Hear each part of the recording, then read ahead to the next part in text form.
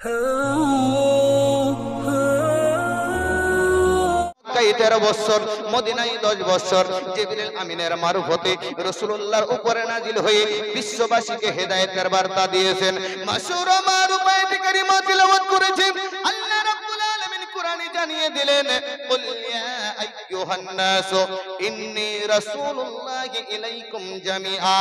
হাবিব তুমি বলে দাও, এই হাবিব এই জায়গায় কুল ইয়া আইয়ুহান নাস, নাসের অর্থ হচ্ছে বাবা মানুষ। আবার আল্লাহ পাক কোথায় খাস করে বলছেন আমানু, মানে ইমানদার ওয়ালাকে। এই জায়গায় আমি বলতে চাই কুল ইয়া আইয়ুহান নাস, হে মানুষ সকল। এখানে মুসলমান বলে কোনো আপনার বলা হয়েছে নির্দিষ্ট নাই, হিন্দু বলে কোনো নির্দিষ্ট নাই, জৈন বলে কোনো নির্দিষ্ট নাই, খ্রিস্টান বলে কোনো নির্দিষ্ট নাই, বৌদ্ধ বলে কোনো নির্দিষ্ট নাই। কুল ইয়া আইয়ুহান নাস, হে মানুষ সকল, পৃথিবীর জমিনে যত মানুষ তোমরা আছো শোনো, আমি রাসূল সকলের তরফ থেকে আমি তাশরীফ নিয়ে এসেছি। জোরে বলুন সুবহানাল্লাহ। এটা হচ্ছে কোরআনের তরজমা। রাসূলুল্লাহ সাল্লাল্লাহু তাআলা আলাইহি ওয়াসাল্লাম এলান করে বলে দিলেন, কুল ইয়া আইয়ুহান নাস ইন্নী রাসূলুল্লাহি ইলাইকুম জামিআ, হে মানুষ সকল তোমরা শোনো, আমি তোমাদের সকলের তরফ থেকে রাসূল তাশরীফ নিয়ে এসেছি। এই রাসূলকে যারা মেনে নিয়েছে, এই রাসূলের যারা কলমা পড়েছে, এই রাসূলকে যারা মহব্বত করেছে, তারাই তো বাবা ঈমানদার হয়ে গেছে। আবার আল্লাহ পাক ঈমানদারদেরকে খাস করে রেখেছে। আমি সেই দিকে আসতেছি, তবে এটাকে একটু ক্লিয়ার করে দেওয়া হোক। আল্লাহ রাসূল সাল্লাল্লাহু তাআলা আলাইহি ওয়াসাল্লাম পৃথিবীর জমিনে এসেছে, আমরা শুধু ভাবি শুধু আমাদের জন্য নবী এসেছে। না না না, আমাদের জন্য নবী নয়, দো জাহানের বাদশা যিনি হচ্ছেন আমাদের কামলিওয়ালা মুহাম্মদ রাসূলুল্লাহ, ওই নবীকে বাবা গাছে চিনেছে, ওই নবীকে বাবা মাছে চিনেছে, ওই নবীকে বাবা পাহাড়ে চিনেছে, ওই নবীকে বাবা বলা হয়েছে আপনার পাথরে চিনেছে, ওই নবীকে আপনার কীট পতঙ্গ নদী নালা সবাই চিনেছে। কিন্তু পৃথিবীর জমিনে দুপায়া মানুষ হয়ে এখনো নবীকে চিনতে পারলো না। কথা ঠিক না বেটি? ঠিক আছে না? বলে কেমন চিনতে পারলো না? আমার মতো জুব্বাওয়ালা, দাড়িওয়ালা, টুপিওয়ালা, ওয়ানেবি কিতাবওয়ালা মাওলানা বের হয়েছে যে আপনার রাসূলুল্লাহর মহব্বত থেকে আলাদা করে নেবে, আপনার রাসূলুল্লাহ সাল্লাল্লাহু তাআলা আলাইহি ওয়াসাল্লামের আকীদা ভিত্তিক যে আমাদের আহলে সুন্নাতুল জামাত রয়েছে, সেখান থেকে আপনাকে আলাদা করে দেবে। এমন কিতাবওয়ালা পৃথিবীর জমিনে বেরিয়েছে। আমি কারো নাম নিয়ে ভাইরাল হতে চাই না, ভাইরাল করতে চাই না, তবে আশিকে মুস্তাফারা চিনে নেবে তাদেরকে যে তারা কেমন মুনাফিক ছিল, তারা আমার রাসূলুল্লাহর ব্যাপারে কত মন্তব্য করেছিল। আমি বলতে চাই চিরাল গ্রামের আপনার বলা হয়েছে মুসলমানদেরকে, নর নারী মা বোনদেরকে, মা এখনো ঈমানকে যদি আমরা সত্য না করি, পরবর্তীতে আমাদের বড় আপনার সফলতা লাভ হবে না, পরবর্তীতে আমাদের কষ্ট হবে।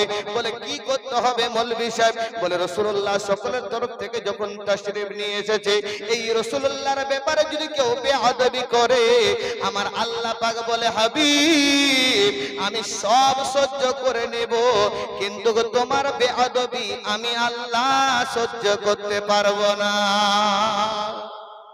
আসতে বলেন সুবহানাল্লাহ। সুবহানাল্লাহ। আল্লাহ পাক বলছেন আমি সব সহ্য করব, কিন্তু নবী তোমার বেয়াদবি আমি আল্লাহ সহ্য করব না। তো এইখানে বলেন তো, আজকে আপনাদের এই কালিয়াগঞ্জ চিড়ালে যদি চিড়াল ভান্ডারে আমরা যদি রাসূলুল্লাহর জিকির না করি, তো রাসূলের কোনো ক্ষতি হবে?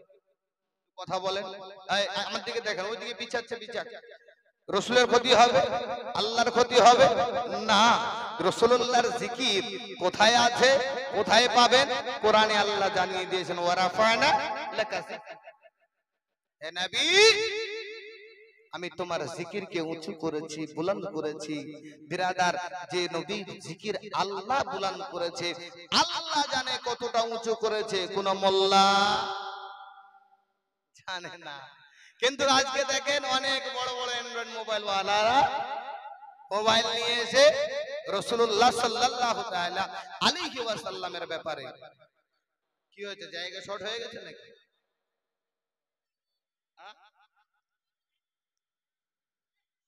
এরকম কেন হচ্ছে? ও তো যাই হোক, জায়গা বিছাচ্ছে, ছোট প্যান্ডেলে যে লোক ভরে গেছে, মা বোনদের বলে একটা রাস্তা ক্লিয়ার করেন, আপনার এদিকে অনেক জায়গা আছে, একটু করে চেপে আসেন, অপরের জন্য জায়গা দেন, একটু করে চেপে আসেন। আলহামদুলিল্লাহ। আচ্ছা, আমার কথাগুলো কি বেশি স্পিড হচ্ছে? বুঝতে পারছেন না? আমি শুধু একটু পয়েন্টটাকে গুছিয়ে নিয়ে আমি রাসূলুল্লাহ সাল্লাল্লাহু আলাইহি ওয়াসাল্লামের সিরাতের প্রতি সুন্দর করে আলোচনা করব, যেখানে আমাদের জিন্দেগানি আপনার তৈরি করে নেওয়া হবে, যেই জায়গায় মা বোনদের শিক্ষা রয়েছে। ইনশাআল্লাহ একটাই মুজিজা, একটাই সিরাত আমি আপনাদের সামনে তুলে ধরব। তবে আমি বলতে চাইছি যে রাসূলুল্লাহ সাল্লাল্লাহু আলাইহি ওয়াসাল্লামের জিকির মোল্লা তুই যদি না করিস, না আমার রাসূলুল্লাহর কোনো ক্ষতি হবে, না আমার আল্লাহর কোনো ক্ষতি হবে। বান্দা তুই নিজেই ক্ষতি করে নিবি, নিজেই জাহান্নামকে বেছে নেবে। কারণ আমার রাসূলুল্লাহ সাল্লাল্লাহু তাআলা আলাইহি ওয়াসাল্লামের জিকির যদি তালাশ করতে হয়, কোরআনে যদি যাওয়া যায় তো রাসূলুল্লাহর জিকির পাওয়া যাবে, হাদিসে যদি যাওয়া যায় রাসূলুল্লাহর জিকির পাওয়া যাবে। বুখারীতে যান রাসূলুল্লাহর জিকির পাবেন, আবু দাউদে যান রাসূলুল্লাহর জিকির পাবেন, মিশকাতে যান রাসূলুল্লাহর জিকির পাবেন, নিসাইতে যান রাসূলুল্লাহর জিকির পাবেন। এমন কি যেখানে ভ্রমণ করেন রাসূলুল্লাহর জিকির পাবেন। সিদরাতুল মুনতাহায় যান, সেখানে রাসূলুল্লাহর জিকির পাবেন। আপনি আরশে মুআল্লায় যান, সেখানে রাসূলুল্লাহর জিকির পাবেন। জান্নাতে যান রাসূলুল্লাহর জিকির পাবেন। কারণ আমার আল্লাহ রাব্বুল আলামিন রাসূলুল্লাহ সাল্লাল্লাহু তাআলা আলাইহি ওয়াসাল্লামের জিকিরকে এতটা উঁচু করেছে, এতটা উঁচু করেছে, হাবিব তোমার জিকির কেউ করুক না করুক, আমি আল্লাহ তোমার জিকিরকে বাড়িয়ে রেখেছি। আর কাল কিয়ামতের ময়দানে সবাইকে দেখিয়ে দেব রাসূলুল্লাহ সাল্লাল্লাহু তাআলা আলাইহি ওয়াসাল্লামের শান কতটা। জোরে বলুন সুবহানাল্লাহ। সুবহানাল্লাহ। সেই রাসূলুল্লাহ সাল্লাল্লাহু তাআলা আলাইহি ওয়াসাল্লাম যিনি হচ্ছেন দয়াল নবী, মায়ার নবী, রাহমাতুল লিল আলামিন নবী মুস্তাফা। আপনার বলা হয়েছে 6 বছরে মাকে হারিয়েছেন, 8 বছরে দাদুকে হারিয়েছেন। এই জায়গায় শিক্ষণীয় ওয়াজ। আপনারা হয়তো ভাবছেন যে মাওলানা সাহেব জীবনী করবে নাকি? জীবনী নয়, শুধু আপনাদের জীবনটাকে বদলানোর জন্য কয়েকটি পয়েন্ট তুলে ধরছি। আব্বাজি আমার সোনামানিক কলিজার টুকরা, শুনে যান রাতের বেলা যে আবু তালিব মাদারের জন্য নবুয়াত, ইমাম মুআরের জন্য নবুয়াত কিতাবের মধ্যে লিখেছেন। কেউ বা বলেছেন 110 বছর, কেউ বা লিখেছেন 120 বছর, কেউ বা বলেছেন 140 বছর। কিন্তু ব্রাদার 120 বছরের রওয়ায়াতটা আলিম উলামারা বর্ণনা করে থাকে, যেটা আপনার মাদারের জন্য নবুয়াতের মধ্যে পাওয়া যায়। সেখান থেকে আমি দুটো এসএমএস দিয়ে আমি মা বোনদের দিকে ফিরে যাব। বলতে চাইছি মুসলমান, রাসূলুল্লাহ সাল্লাল্লাহু তাআলা আলাইহি ওয়াসাল্লামের বয়স 8 বছর বয়সে যখন দাদা আব্দুল মুত্তালিব বয়স হয়ে গেল, আপনার চলতে পারছে না, তখন বেটাদেরকে ডাক দিচ্ছে, আজকে শিক্ষা নেন। কারো 5টা বেটা, কারো 4টা বেটা, কারো 3টা বেটা, বাড়িতে জমি জায়গা অনেক আছে, কিন্তু জীবিত অবস্থায় ফয়সালা করে দিয়ে যাবেন।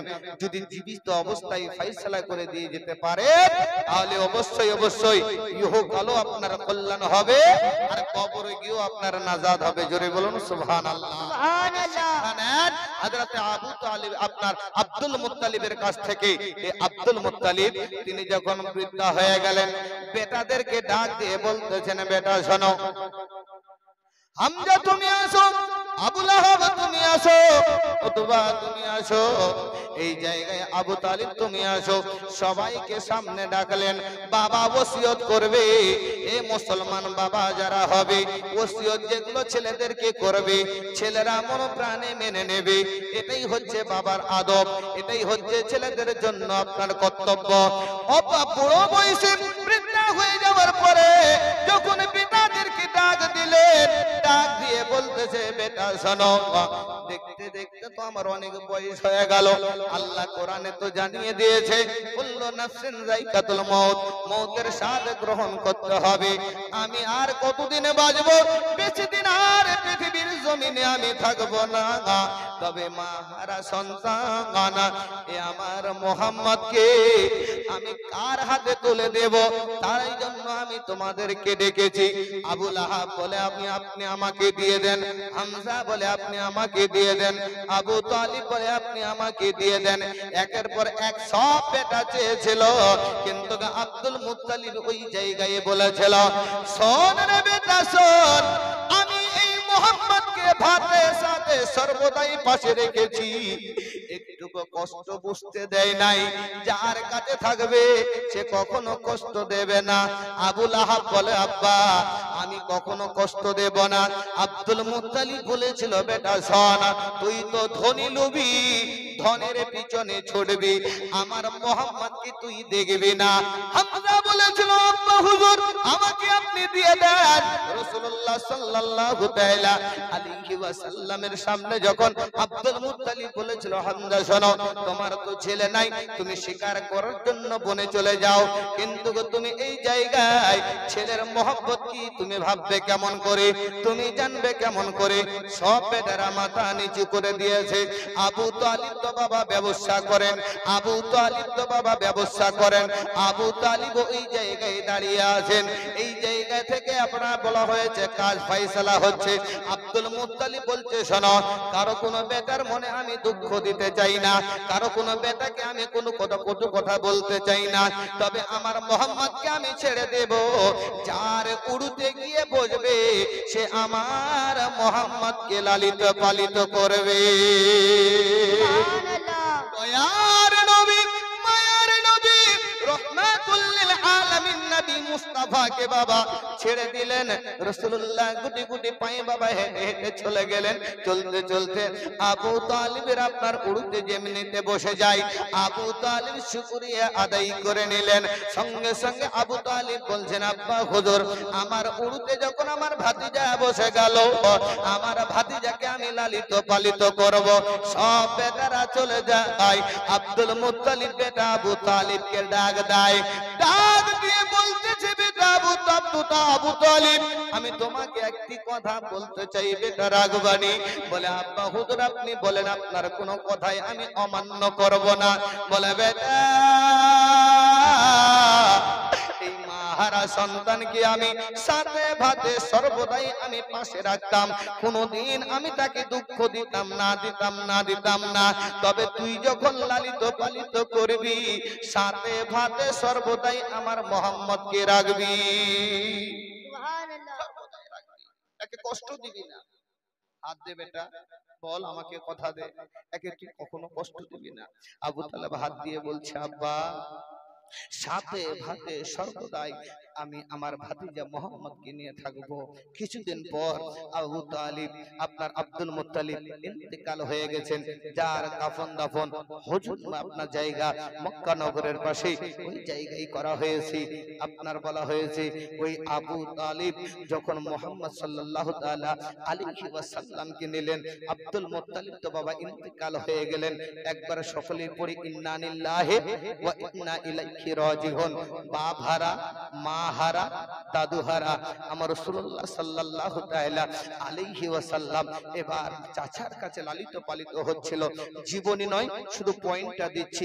এই জায়গায় রাসূলুল্লাহর একটা ঘটনা আছে, এই জায়গায় রাসূলুল্লাহর একটা মুজিজা আছে, মারাত্মক মুজিজা। হয়তো কেউ শুনেছেন, হয়তো কেউ শোনেননি, সেই জন্য আমি আপনাদেরকে প্রমাণ দিতে চাই।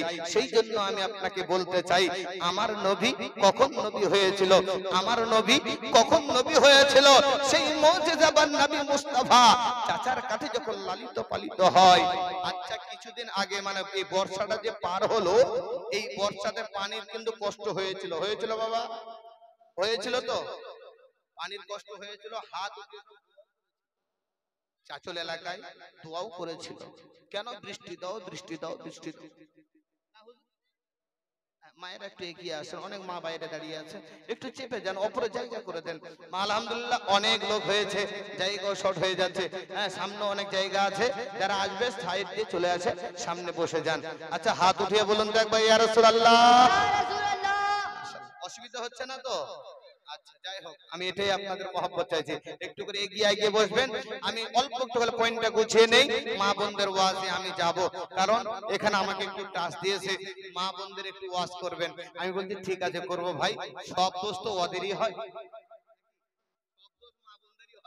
আমরা সবাই আল্লাহর বলি, আমাদের কোনো দোষ নাই, সবাই আমরা আল্লাহর ওলি নাকি বলেন, যত দোষ ওদেরই হয়, ওদের যতটা মর্যাদা আছে। আমি বলবো 6টি পয়েন্ট আছে না, ইনশাআল্লাহ মজা করে আপনাদেরকে বুঝিয়ে দিয়ে যাব। তবে এটা একটু বলে দেই, রাসূলুল্লাহ সাল্লাল্লাহু আলাইহি ওয়াসাল্লাম কেমন মুজিজাবান নবী মুস্তাফা ছিলেন, চাচার কাছে লালিত পালিত হচ্ছিলেন। তৎকালীন যুগে বাবা বৃষ্টি হচ্ছিল না, মক্কার নগরে মরুভূমি এলাকা, ধুলো বালি উড়তে লাগলো, গাছপালাগুলো আপনার আমসে গেল, গাছপালাতে আপনারা শুকিয়ে যায়, পানির প্রয়োজন রয়েছে, পানি কে দিবে? আব্দুল মুত্তালিব আপনার ইন্তেকাল হয়ে গেছে। তৎকালীন যুগে তিনার দোয়াতে আল্লাহ পাক বৃষ্টি দিয়েছেন। মক্কা নগরে মাশহুর মারুফ নাম সবাই জানতেন, কিন্তু আজকে তো দুনিয়া থেকে চলে গেছেন। আজকে তো আব্দুল মুত্তালিব আর নাই। গাছ পূজারীরা গাছকে পূজা করে, সূর্য পূজারীরা সূর্যকে পূজা করে, আপনার মূর্তি পূজারীরা মূর্তিকে পূজা করে। পানি দাও, পানি দাও, পানি দাও, পানি দাও, কিন্তু পানি হয় না। এক মুরব্বী ব্যক্তি আছে, সকলকে বলতেছে শোনো, এইভাবে আর না আপনার দোয়া না করে, এইভাবে আর মিনতি না করে তোমরা চলে যাও আবু তালিবের কাছে। তৎকালীন যুগে আবু তালিব বড় বড় সম্মান ব্যক্তি ছিল, তৎকালীন যুগে আবু তালিব বড় নামধারী ব্যক্তি ছিল। আবু তালিবের কাছে চলে যাও, তাদের একটা বিশ্বাস ছিল সে দোয়া করলে বৃষ্টি হবে। আবু তালিবের বাড়িতে সবাই বাবা ভিড় লাগিয়ে দিয়েছে। যখন ভিড় লাগিয়ে দিয়েছে, সঙ্গে সঙ্গে আবু তালিব বলতে যে কি হয়েছে বলো? বলে আমরা কয়েকদিন থেকে এত মিনতি করি, কিন্তু বৃষ্টি হয় না, বৃষ্টি হয় না। আর আপনি যদি দোয়া করেন আমাদের দীর্ঘ বিশ্বাস বৃষ্টি হবে। আবু তালিব বাবা টেনশনে পড়ে গেল। সঙ্গে সঙ্গে তাদেরকে টাইম দেওয়া হলো, পরের দিনে সকাল বেলা কাবা শরীফের পাশে সবাই মিলে দাঁড়িয়ে যাবে, সেখানে দোয়া করা হবে। তিনি তো বাবা বলে আপনার ঘরে চলে গেল, লোকজনেরা বাড়ি চলে আসলো। আচ্ছা বলুন তো বাবা, যাদের বড় টেনশন হয় তারা বড় বড় সাদা খায়, সাদা খায় না সিগারেট? কেউ সিগারেট খায়, কেউ আবার এরকম খায়। এরা বুঝে নিয়েছে বাস্তব তো নাকি? মাথায় যখন চাপ হয়, টেনশন হয়, তো কেউ সিগারেট খায়, তো কেউ বিড়ি খায়, তো কেউ আবার বোতল খায় আর পড়ে থাকে। এমন খাবার খায় মা মাসের খেয়াল থাকে না, পুকুরে মুতলো না শিয়ালে খেলো, কোনো খবর থাকে না। তো আবু তালিব উঠছে আর বসছে, উঠছে আর বসছে, উঠছে আর বসছে। এই এই এই একদম কথা বলবি না, ডাইরেক্ট গুলি করবে এখান থেকে। বলতে চাইছি, তোরা ছোট্ট সোনামানিক আছো, তোমরা যদি ভালোভাবে জালসা শোনো, এটা তোমাদের জীবনে একটা শিক্ষা। তোমাদের বাবা মাকে দিকে তাকিয়ে দেখো কত সুন্দর করে জালসা শুনছে, তোমরা কেন ডিস্টার্ব দেবে? তোমরাও মনোযোগ সহকারে শোনো। বিরাদার মিল্লাত ইসলামিয়া, মানুষের যখন টেনশন হয় স্বাভাবিক উঠা বসা হতেই থাকে। আমার রাসূলুল্লাহ বলছে, চাচা কি হলো? বলছে এতবার উঠছেন আর বসছেন, এতবার উঠছেন আর বসছেন কেন? বলে তুই বুঝবি না ভাতিজা, ঘুমা। বলে ঘুমের কি হয়, কি হয়েছে একটু খুলে বলেন। ও দেখতে পালি না দোয়া করার কথা বললো, বৃষ্টি যদি না হয় তো মক্কার লোকেরা সম্মান করবেন। এই টেনশনে আমার ঘুম হয় না। আমার রাসূলুল্লাহ বলেছে, চাচা টেনশন করতে হবে না, ঘুমিয়ে যান। আমার রাসূলুল্লাহ সাল্লাল্লাহু আলাইহি ওয়াসাল্লাম ঘুমিয়ে পড়েছে। সকালবেলা হয়েছে, এবার আবু তালিব তাড়াতাড়ি করে যাবে বৃষ্টির জন্য দোয়া করার জন্য। আমার রাসূলুল্লাহ বলছে, চাচা কোথায়? বলে সবে তো জানিস ভাতিজা, বৃষ্টির জন্য দোয়া করার জন্য যেতে হবে। বলে চাচা আমাকে ছেড়ে আপনি দোয়া করতে যাবেন, এটা কেমন করে হয়? আমিও আপনার সঙ্গে যাব। আবু তালিব বলে, ভাতিজা মোহাম্মদ রে, এতগুলো লোকের সমাগম হবে, কোথায় তোমাকে খুঁজবো, কোথায় তুমি থাকবে? তোমাকে তো খুঁজে ওই জায়গায় পাবো না, পাবো না, পাবো না। আমার রাসূলুল্লাহ বলে, চাচা আমার দাদুর ওসিয়তটা কি তোমার মনে আছে না নাই? আমার দাদু জানের ওসিয়ত কি আপনার মনে আছে না নাই? সঙ্গে সঙ্গে বলেছিল, হ্যাঁ মনে আছে। আপনি বলেছিলেন সাথে ভাতে যেখানে যাবেন আমি মোহাম্মদকে সঙ্গে করে নিয়ে যাবেন।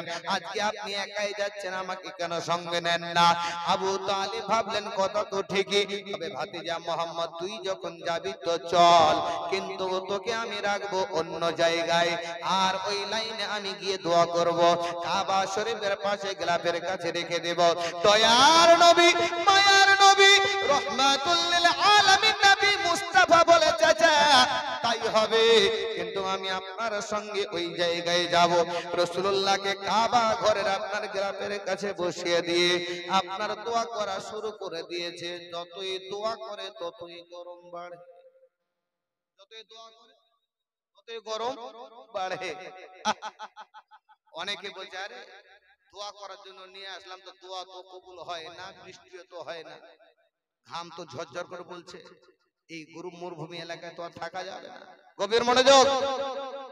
আমার রাসূলুল্লাহ সাল্লাল্লাহু তাআলা আলাইহি ওয়াসাল্লাম কাবা শরীফের গিলাফে ওই জায়গায় তাকিয়ে তাকিয়ে দেখে, আল্লাহ আজকে যদি এই জায়গায় বৃষ্টি না হয় আমার চাচাকে আর সম্মান করবে না।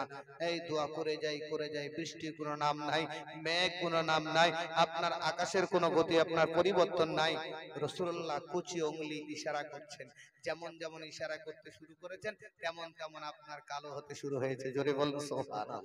সুবহানাল্লাহ। আর জোরে বলবেন না সুবহানাল্লাহ। সুবহানাল্লাহ। যেমনি কালো হতে শুরু হলো, আবু তালিব বলছে এবার বৃষ্টি হবে, বাড়ি চলো, এবার বাড়ি চলো। মুসলমান এই জায়গা থেকে শিক্ষা নিয়ে নেন।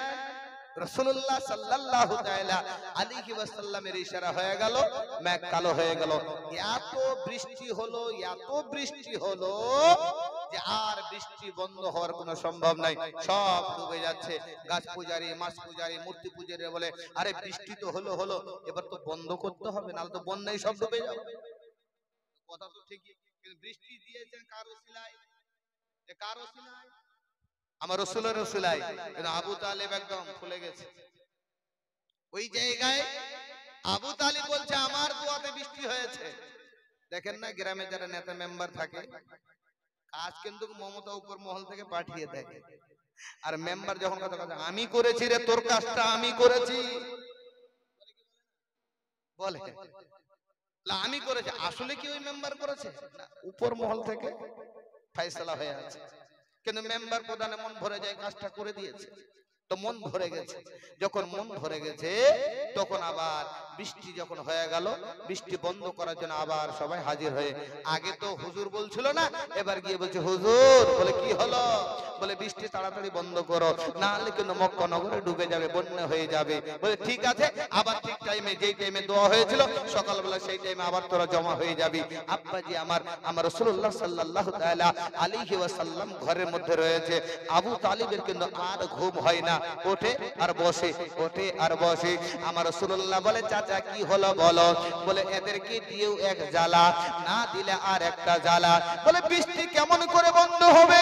আমার রাসূলুল্লাহ বলে চাচা বৃষ্টি তো হলো, এবার আপনি বৃষ্টিটাকে বন্ধ করে দেখান। বলে হ্যাঁ হ্যাঁ বৃষ্টি বন্ধ হবে। আমার রাসূলুল্লাহ বলছে না না না বৃষ্টি বন্ধ হবে না। চাচা ভাতিজা কথা বলতে না বলতে আপনার সকাল হয়ে গেল, আবার চাচা ভাতিজাই রওনা হয়ে গেল। যেই জায়গায় রাসূলুল্লাহকে বসিয়ে দেওয়া হয়েছিল ওই জায়গায় রাসূলুল্লাহ বসে আছে। যতই দোয়া করে ততই বৃষ্টি বাড়ে, যতই দোয়া করে ততই বৃষ্টি বাড়ে। আপনাদের এলাকায় হুজুর ইমাম সাহেব বসে আছেন, উনি যদি সূরা রহমান পড়ে নেয়, বড় সূরা বাকারা পড়ে নেয়, তো কিছু কিছু মুখটা দিয়ে বলে কেন? বলে ইমামকে সিগন্যাল শর্টে কর, শর্টে কর, শর্টে কর, তাই কি না? ওই জায়গায় যত দোয়া লম্বা হয়ে যাচ্ছে, এই গুতাগুতি শুরু হয়েছে, কইরে বন্ধ হচ্ছে, কইরে বন্ধ হচ্ছে, বন্ধ তো হয় জি, বন্ধ তো আর হয় না, গুতাগুতি শুরু হয়ে গেছে। কেউ বলছে থাম, বন্ধ হবে, আরে বৃষ্টি যখন হয়েছে তো বন্ধ হবে না, বন্ধ হবে, দাঁড়া। এই গুতাগুতি শুরু হতে হতে অনেকটা টাইম কেটে যায়। আবু তালেব তো চালাক ব্যক্তি, বলছে এই সবাই চোখ বন্ধ করবে, কেউ চোখ খুলবে না, সবাই চোখ বন্ধ থাকবে। সবারই চোখ বন্ধ। সেখান থেকে উঠে বলছে ভাতিজা ঘরে যা হয়েছে হয়েছে, আমি জানি তুই না হলে বৃষ্টি বন্ধ হবে না। জোরে বলুন সুবহানাল্লাহ। ঘরে যা হয়েছে হয়েছে, তুই না হলে বৃষ্টি বন্ধ হবে না। আমার রাসূলুল্লাহকে যখন এইভাবে বলল, সঙ্গে সঙ্গে আমার রাসূলুল্লাহ বলে চাচা লাইনে দাঁড়িয়ে যান। লাইনে দাঁড়িয়ে গেছেন, যেইভাবে ইশারা করে আকাশ আপনার কালো হয়েছিল ওইভাবে ইশারা করে একদিক থেকে আমার আল্লাহ পাক বৃষ্টি বন্ধ করে দেয়। সুবহানাল্লাহ। তাই তো কবি কত সুন্দর ভাষা, একটা ছোট্ট একটা গজল বলি, আমি তোমারি পাগল ও গো নূরে মদিনা, আমি তোমারি পাগল ও গো নূরে মদিনা, তুমি ছাড়া হৃদয় আর কিছু বোঝে না, তুমি ছাড়া হৃদয় আর কিছু বোঝে না। ইয়া রাসূলুল্লাহ ইয়া হাবিবাল্লাহ ইয়া রাসূলুল্লাহ ইয়া হাবিবাল্লাহ। একটু বলবেন, সবাই মিলে বলবেন, আশিকে মোস্তফার পরিচয় একটু দেন। ইয়া রাসূলুল্লাহ ইয়া হাবিবাল্লাহ ইয়া রাসূলুল্লাহ ইয়া হাবিবাল্লাহ ইয়া রাসূলুল্লাহ ইয়া হাবিবাল্লাহ ইয়া রাসূলুল্লাহ ইয়া হাবিবাল্লাহ। আমি তোমারি পাগল ও গো নূরে মদিনা, আমি তোমারি পাগল ও গো নূরে মদিনা, তুমি ছাড়া হৃদয় আর কিছু বোঝে না, তুমি ছাড়া হৃদয় আর কিছু বোঝে না। ইয়া রাসূলুল্লাহ ইয়া হাবিবাল্লাহ ইয়া রাসূলুল্লাহ। স্বপ্নেও তুমি, ছন্দেও তুমি, তুমি প্রেমিক দিলের আলোর ছবি, তুমি প্রেমিক দিলে আলোর ছবি, তোমার কদম চুমে ধন্য হলো মদিনা, তোমার কদম চুমে ধন্য হলো মদিনা, তুমি ছাড়া হৃদয় আর কিছু বোঝে না, তুমি ছাড়া হৃদয় আর কিছু বোঝে না। ইয়া রাসূলুল্লাহ ইয়া হাবিবাল্লাহ ইয়া রাসূলুল্লাহ ইয়া হাবিবাল্লাহ। তোমার প্রেমে ছিল, তোমার প্রেমেতে ছিল ও গো পাগল আবু বকর উমর উসমান আলী, আবু বকর উমর উসমান আলী। তোমার ভালোবাসায়, জোরে বলি সুবহানাল্লাহ, তোমার ভালোবাসায় জান্নাত হলো ঠিকানা, তোমার ভালোবাসায় জান্নাত হলো ঠিকানা, তুমি ছাড়া হৃদয় আর কিছু বোঝে না, তুমি ছাড়া হৃদয় আর কিছু বোঝে না। ইয়া রাসূলুল্লাহ ইয়া হাবিবাল্লাহ ইয়া রাসূলুল্লাহ ইয়া হাবিবাল্লাহ। তোমার নামে ক্ষমা পায় নবী আদম, তোমার জন্য প্রভু সবই করিল সৃজন। জোরে বলো সুবহানাল্লাহ, একবার হাত উঠিয়ে বলুন ইয়া রাসূলুল্লাহ। তোমার নামে ক্ষমা পায় নবী আদম, তোমার জন্য প্রভু সবই করিল সৃজন। অধম নজরুল তোমার প্রেমে হলো দিওয়ানা, অধম নজরুল তোমার প্রেমে হলো দিওয়ানা, তুমি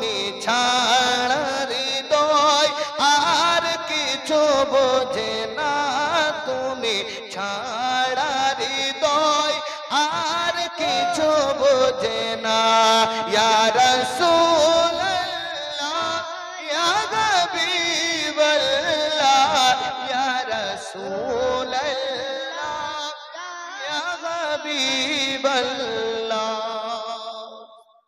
অসুবিধা হচ্ছে না তো? মাঝে মাঝে চলবে তো? যাই হোক, আমি একটু মাঝে মাঝে ছন্দ বলি তো, কারণ এই জন্য যে মানুষের একটু দিমাগটাও আলাদা হয়ে যাবে, মানে মন সুখ। হ্যাঁ, এই জায়গায় রাসূলুল্লাহ সাল্লাল্লাহু আলাইহি ওয়াসাল্লামের যে মুজিজা, যে রাসূলুল্লাহ সাল্লাল্লাহু আলাইহি ওয়াসাল্লামের মুজিজা আপনারা শুনলেন, যে রাসূলুল্লাহর আঙ্গুলের ইশারায় আপনার বৃষ্টি থেমে যায়। অনেকেই বলে, মোটা বুদ্ধা যারা, তারা এটা প্রচার করে যে নবী নাকি বলে 40 বছরের পরে নবী হয়েছে, বলে কি বলে না? শুনেছেন তো আপনারা? 40 বছরের নবী। হুজুর বসে আছেন এখানে, একটা যোগ্য ইমাম সাহেব বসে আছেন।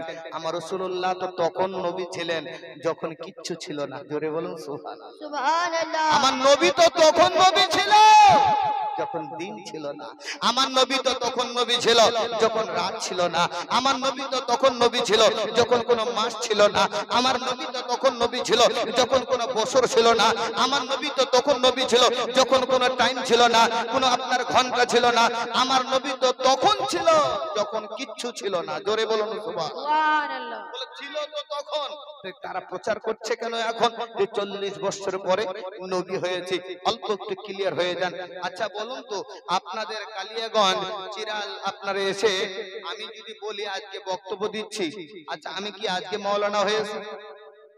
আমি কি আজকে মাওলানা? তো আমি 12 বছর পরে হয়েছে নাকি?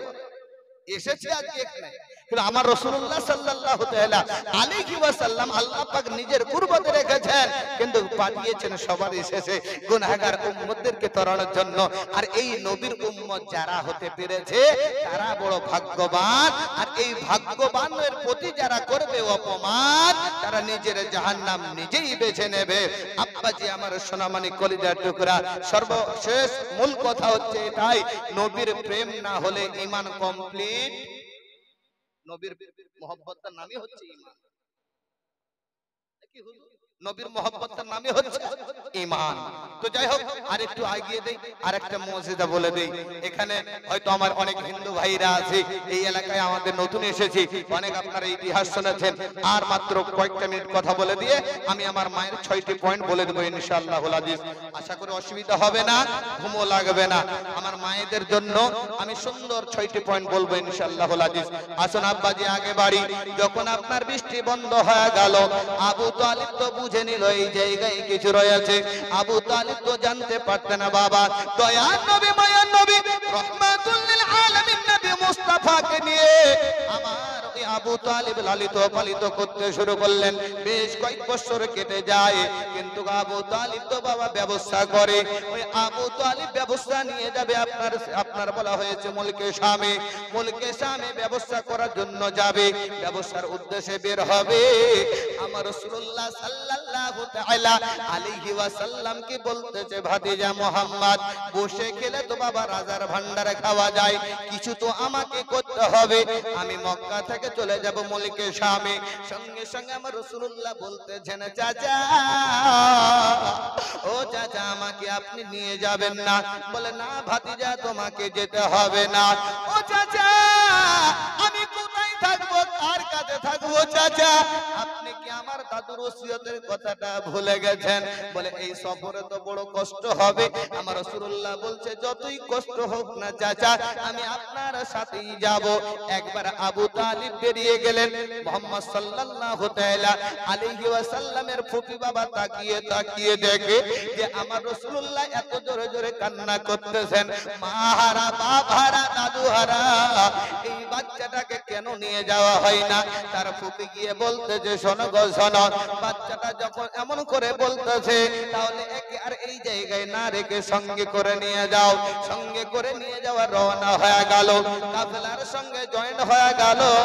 চলতে চলতে চলতে চলতে বাবা রাস্তাঘাটে দেখবেন অনেকগুলো আপনার গাছপালা থাকে বিশ্রাম নেওয়ার জন্য। আপনার মুলকে শামে ঢোকার আগে একটা বট গাছ ছিল, পাশে একটা গির্জা ঘর ছিল। ওই গির্জা ঘরের পণ্ডিত বাবা বড় ইলম ছিল, তো নির্জপুর আপনার ইঞ্জিলের আপনার বলা হয়েছে পণ্ডিত ছিল।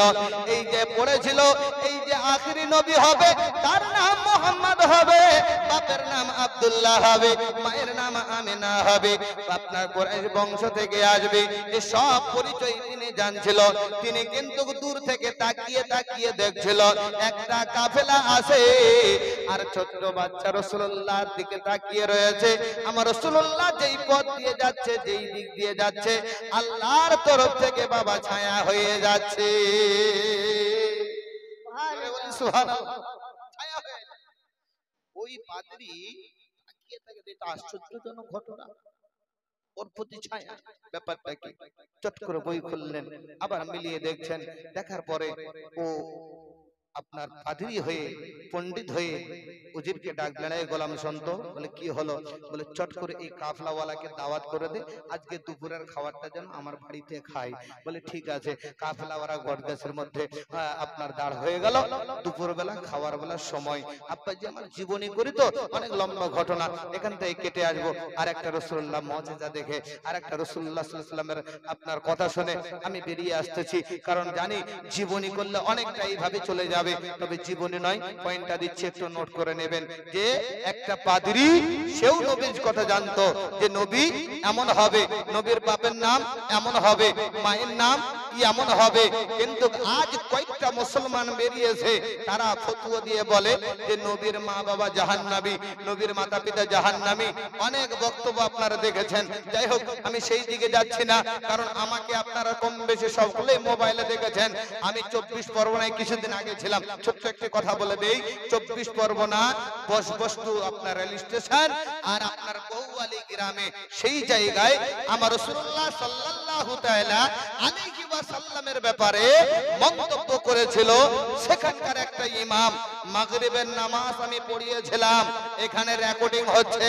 আমি নিশ্চয়ই তাদেরকে বলবো, পিয়ারে রাসূল সুন্নি নেটওয়ার্কদের ভাইদেরকে বলবো, আরো একটা ভাই রয়েছে, এই যে সামনে চ্যানেলগুলো দেখতে পাবেন, কথাগুলো মিলিয়ে নেবেন।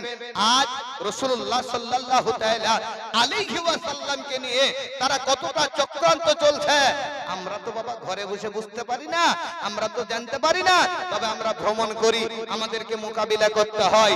সেই জায়গায় মাগরিবের নামাজ পড়ালাম, অর্ধেক রয়েছে ওয়াহাবি আপনার দেওবন্দি, অর্ধেক রয়েছে সুন্নি।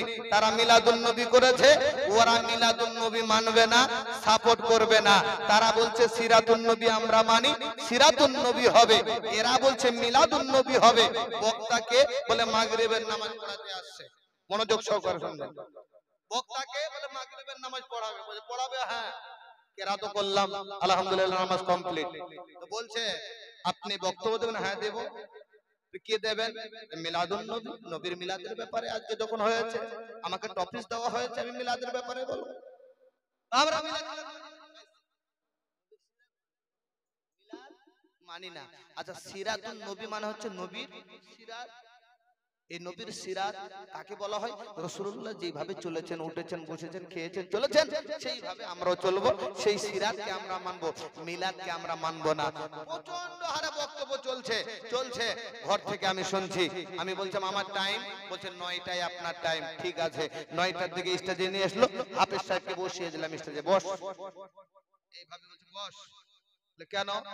বলে আপনি তো বললেন আমরা সিরাতুন নবী মানি, মিলাদুন নবী মানি না। আজকে আপনাকে প্রমাণ করে দেব মিলাদুন নবী কোথা থেকে আছে আর কোথা থেকে পাওয়া যায়। তাই বসে আছে। আমি বললাম খোলেন, পারা নাম্বার 4, সূরার নাম সূরা আল ইমরান।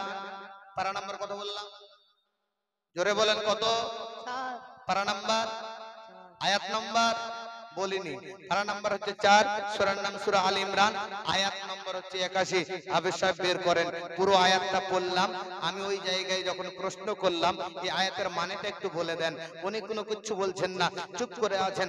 আমি বলছি মিলাদ, যদি তুমি মিলাদ না মানো তাহলে তোমার এই স্টেজেও মানাও চলবে না, এই মাইকেও বলা চলবে না। তুমি সিরাতটা বলছো, আজকে আমি বলতে চাই মিলাদ আগে না সিরাত আগে? এক বাক্যে উত্তর দিয়েছিলাম মিলাদটা হচ্ছে আগে, কারণ নবীর মিলাদ না হলে সিরাত হতো না। মিলাদ মানে কি? ব্যবহারিক, হুজুর বসে আছেন, ব্যবহারিকের মানে হচ্ছে নবীর জন্মের সময়কালকে বর্ণনা করা। অবিধানিকের অর্থ হচ্ছে রাসূলুল্লাহ সাল্লাল্লাহু আলাইহি ওয়াসাল্লামের মুজিজাগুলোকে বর্ণনা করা। একাধিক ভাবে কোরআন ও হাদিস থেকে আয়াত পড়ে এবং আপনার হাদিস পড়ে যখন একদিক থেকে বসে গেছি, আলহামদুলিল্লাহ সেই গ্রাম থেকে রেজাল্ট পেয়েছি। এবং কি ওপেন মাইকে আমি চ্যালেঞ্জ দিয়ে বলেছিলাম যে কোনো যদি মায়ের বেটা থাকে, রাসূলুল্লাহর মিলাদকে যদি কেউ হারাম প্রমাণ করতে পারে, বেদাত প্রমাণ করতে পারে, আলহামদুলিল্লাহ আমি এই স্টেজে বসে আছি, নিয়ে আসতে বলেন, বসতে রাজি আছি। খোদার কসম করে বলছি বাপ, ওই ইমামটা, ওই মৌলভী সাহেবটা আপনার 5 মিনিটও ওই স্টেজের উপর থাকতে পারে নাই, সঙ্গে সঙ্গে চলে গেছে। আয়াতটা পড়ার পরে মানেটা করে শোনালাম, মিলাদ আমরা করছি, এটা আপনারা বেদাত করছেন, কিন্তু আল্লাহ যদি মিলাদ করে তো ওটা ফতোয়া কে দেবে? আল্লাহ যদি মিলাদ করে আর ফতোয়া কে দেবে? বলে এই জায়গা তো আল্লাহ 2 জায়গায় মিলাদ করেছে। কয় জায়গায়? ওই জায়গায় 2 জায়গায়। 2 জায়গায় কোথায় কোথায়? ওই জায়গায় আপনি ছিলেন, আমি ছিলাম, জিনরা ছিল, ফেরেশতারা ছিল, সবাই ছিল। সেই জায়গাতে আল্লাহ পাক মিলাদ করেছিল। আল্লাহ পাক বলেছিল, কালু, আল্লাহ পাক বলেছিল আমি কি তোমাদের রব হই না? তা আমরা এক বাক্যে বলেছিলাম কালু বালা, আপনি আমাদের রব। ওই জায়গায় আল্লাহকে স্বীকার করেছি। সবাইকে নিয়ে আল্লাহ পাক একটা মিলাদ করেছেন। আর একটা মিলাদ করেছেন যেখানে জিন জাতি ছিল না, ফেরেশতা ছিল না, আপনি ছিলেন না, আমি ছিলাম না, এক আল্লাহ ছিল। 1,24,000 পয়গম্বর, মতান্তর 2,24,000 পয়গম্বরকে নিয়ে আমার আল্লাহ খুদ মিলাদ করে বলেছিল, বলে দেখো তোমাদেরকে একের পর এক পৃথিবীর জমিনে পাঠাবো, তোমাদেরকে এই জন্যই আমি এখানে ডেকেছি যে আমি তোমাদেরকে পাঠাবো, তোমরা ওয়েলকাম মোবারকবাদ জানাবে, নবীর চর্চা করবে। আর তোমরা আজকে কথা দাও যেগুলো তোমাদেরকে কিতাব দেব, সেগুলোর প্রতি ঈমান আপনার হিকমত দেব, সবকে সত্যায়ন করার জন্য আমার শেষে আমার হাবিবকে পাঠাবো। বলো তার প্রতি তোমরা ঈমান আনবে কিনা, তাকে সাহায্য করবে কিনা? তখন এক বাক্যেই নবীগণেরা বলেছিল হ্যাঁ হ্যাঁ হ্যাঁ, আমরা তাকে সাহায্য করব, আমরা তাকে সাহায্য করব। প্রমাণ যখন সূরা আল ইমরানের 81 নম্বর আয়াত থেকে হলো, সেখান থেকে বাবা বক্তব্য শুরু হলো। আমি ওই দিকে যাচ্ছি না, আমি শুধু এটা বুঝাতে চাই রাসূলুল্লাহ সাল্লাল্লাহু তাআলা আলাইহি ওয়াসাল্লামকে পাঠানোর পরে একের পর এক নবীরা এসে সবাই চর্চা করেছে। তৌরাতে বলেন, ইনজিলে বলেন, আপনার গীতাতে বলেন, সব জায়গায় আমার রাসূলুল্লাহর চর্চা রয়েছে। ওই যে পণ্ডিতটা ছিল, ওই পণ্ডিতটা জানতো যে এ মুহাম্মদ নাম হবে, দ্বীন ইসলাম প্রচার করবে, দ্বীনের কথা বলবে, কিন্তু মুলকে শামের বাদশার কাছে খবরও হয়ে গেছে এই মুহাম্মদকে তারা টিকতে দিবে না, এই জায়গায় তারা মেরে ফেলবে। এই কথাটি সবে জানতো, কিন্তু একটা বেধর্মী পাদ্রী হয়ে, একটা পণ্ডিত হয়ে আমার রাসূলুল্লাহর মহব্বত কেমন ছিল, আমার রাসূলুল্লাহকে কেমন ভালোবেসেছিল, আমি সেটা আমি আপনাদেরকে বোঝাতে চাই। ওই দিকে আলোচনা করতে চাই না, কারণ আপনার ব্যাপারে আমার ব্যাপারে সবাই জানেন। বক্তব্য আমি দিতে রাজি নাই, তবে যতটুকু কথা বলবো আপনাদের কল্যাণের জন্য বলে যাব। হয়তো কাউকে খারাপ লাগতে পারে, হয়তো কাউকে ভালো লাগতে পারে। আব্বাজি আমার অনুরোধ করে বলি, নিজের দিলটাকে জিন্দা যদি না করেন, রাসূলের মহব্বতে যদি না ডুবে যান, খোদার কসম করে বলে যাই কোনোটাই আপনার কাজে আসবে না। পাদ্রী বলছে যাও তাড়াতাড়ি করে তাদেরকে নিমন্ত্রণ করে আসো, সঙ্গে সঙ্গে এসে বলছে দুপুরবেলা খাওয়ার সময় তোমাদেরকে নিমন্ত্রণ দেওয়া হলো, এই পাদ্রীর বাড়িতে তোমরা সবাই যাবে। সবাই রাজি হয়ে গেল, সবারই মনে খুশি হয়ে গেল। ফ্রিতে খেলে বাবা সবারই মনে আনন্দ হয়। সবাই রেডি, রান্নাও রেডি, সবাই আপনারা খাওয়ার জন্য যাবে। আবু তালিব রয়েছে, আমার রাসূলুল্লাহ রয়েছে। বাবা আবু তালিব বলে ভাতিজা মুহাম্মদ এতগুলো মালপত্র রেখে কেমন করে খেতে যাই? আমার রাসূলুল্লাহ বলে চাচা আপনি যান, আপনি যান, আপনি যান, আমি এই জায়গায় রয়েছে মালপত্রগুলো জোগাড় দেব। আমি যেমনি চাচা চলে গেল, রাসূলুল্লাহ সাল্লাল্লাহু তাআলা আলাইহি ওয়াসাল্লাম আপনার দুটি চোখ দিয়ে আপনার পানি বইতে লাগলো। আমার রাসূলুল্লাহ বলে আজ যদি আমার বাবা বেঁচে থাকতো আমাকে এইভাবে একা ফেলে কেউ যেত না, আর যদি আমার মা বেঁচে থাকতো আমাকে একা ফেলে এইভাবে কেউ যেত না। এইভাবে মন খারাপ করে আমার রাসূলুল্লাহ গাছের গোড়ায় মালগুলা জোগায় দেয়। বাবা এমনই অবস্থায় খাবার বিছিয়ে দিয়েছে, যেমন খাবার শুরু হবে ওই পাদ্রী পণ্ডিত তাকিয়ে দেখে যার জন্য দাওয়াত করা হলো সে কিন্তু নাই। সঙ্গে সঙ্গে পাদ্রী বলছে শোনো তোমাদের মধ্যে কেউ বাকি আছে নাকি? আবু তালেব বলছে হ্যাঁ হ্যাঁ হ্যাঁ, আমার ভাতিজা মুহাম্মদ রয়েছে। আপনাদের দেশে বিবাহ হয়? বিবাহ হয়? বলুন তো বাবা, বরযাত্র সবাই গেছে, বর না গেলে খেতে দেবে? জামাইকে আগে দেখা তারপরে বস। জামাই যদি না থাকে একটা লোকের জন্য সমস্ত অনুষ্ঠান বরবাদ, নাকি বলেন? পাদ্রী বলছে যার জন্য তোমাদেরকে আমি নিমন্ত্রণ করলাম সেই বা আগে ওকে আন, আগে ওকে আন, তারপরে খবর হবে। আবু তালিব অবাক হয়ে গেল, সুন্দরভাবে জায়গা বড় করেছে। আমার রাসূলুল্লাহকে গিয়ে বলছে তাড়াতাড়ি করে চলো, তোমার জন্য অপেক্ষা করছে। আমার রাসূলুল্লাহ বলছে মালগুলো কে দেখভাল করবে? বলে সব আছে, ঠিক তুমি চলো। সঙ্গে সঙ্গে নিয়ে গেল, লাইনে বসিয়ে খাচ্ছেন। পাদ্রী আমার রাসূলুল্লাহকে জড়িয়ে ধরছেন, জড়িয়ে ধরার পরে আবু তালিবকে বলছে এটা কে? বলে এটা আমার ভাতিজা মুহাম্মদ। বলে আর বলতে হবে না, আমি যতটুকু বলছি তুমি খালি হ্যাঁ বলবে, যদি হ্যাঁ হয় হ্যাঁ, না হলে না। এর নাম মুহাম্মদ, বাপের নাম আব্দুল্লাহ, মায়ের নাম আমেনা। ওই আবু তালিব অবাক হয়ে গেল, আপনি জানলেন কেমন করে এ মায়ের নাম আমেনা, বাপের নাম আব্দুল্লাহ? ওই পাদ্রী বলছে শোনো, আমি সব জেনে গেছি, তবে একটা কথা বলি আজকে আবু তালিব। কি কথা? বলে আমি যদি বেঁচে থাকতাম, কলেমা প্রচার হওয়া পর্যন্ত যদি আমি বেঁচে থাকি, তাহলে এই নবীর হাতে হাত দিয়ে আমি কলমা পড়ে মুসলমান হব। জোরে বলুন সুবহানাল্লাহ। কতটা ভালোবাসতেন, কতটা মহব্বত করতেন। আবু তালিবকে ডাক দেবে যে শোন, কোথায় যাবি? বলে ব্যবসা করার জন্য মুলকে শাম। বলে মুলকে শামের বাদশার কাছে খবর হয়ে গেছে মোহাম্মদ নামে একজন ব্যক্তি এসেছে, সে কলেমার দাওয়াত দেবে, ইসলামের কথা বলবে, তাকে কতল করে দেবে, তাড়াতাড়ি করে এখান থেকে ভেগে যা।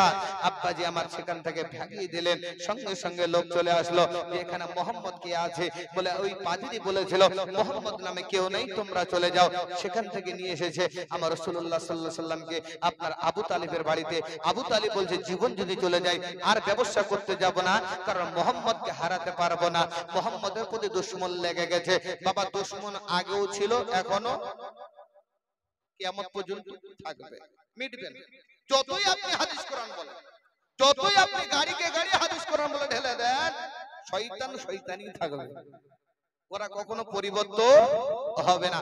নসিব যার ভালো হবে, নবীর আশিক তারা হবে। জোরে বলুন সুবহানাল্লাহ। যাই হোক, এইভাবে জীবনী করলে তো আবার অনেকটাই চলে যাবে। দুইটা পয়েন্ট আমি আলোচনা করলাম। এইদিকে দেখেন 10:30 বাজে যাচ্ছে, আমি আপনাদেরকে হয়তো আর বিরক্ত দেব না, হয়তো মায়েদের 6টি পয়েন্ট আমি আলোচনা করব। তবে এই দুইটা থেকে বলবেন মৌলভী সাহেব আপনি কি বোঝাতে চাইছেন, সার অংশটা বুঝতে হবে যে আমার রাসূলুল্লাহ সাল্লাল্লাহু আলাইহি সাল্লামের মুজিজা, জীবনী জালসা অনেক শুনেছেন।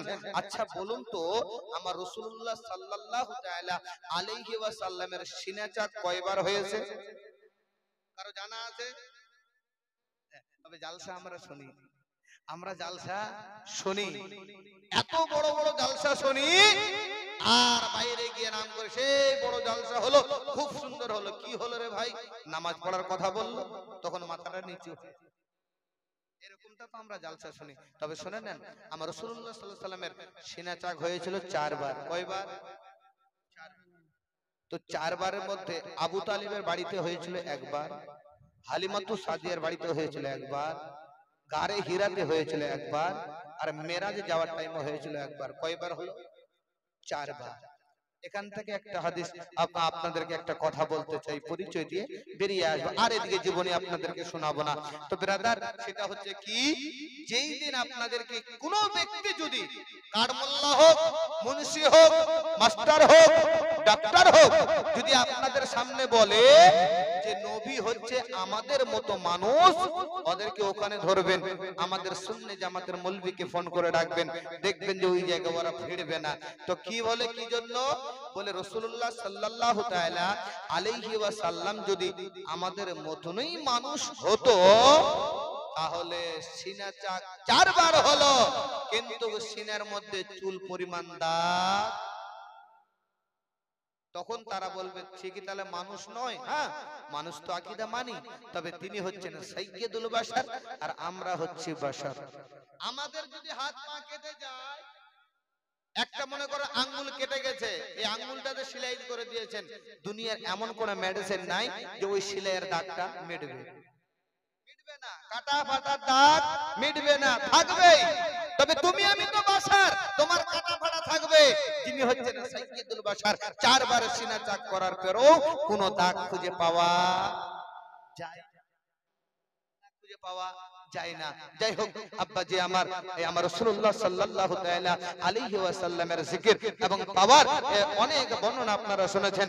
একবার দরুদ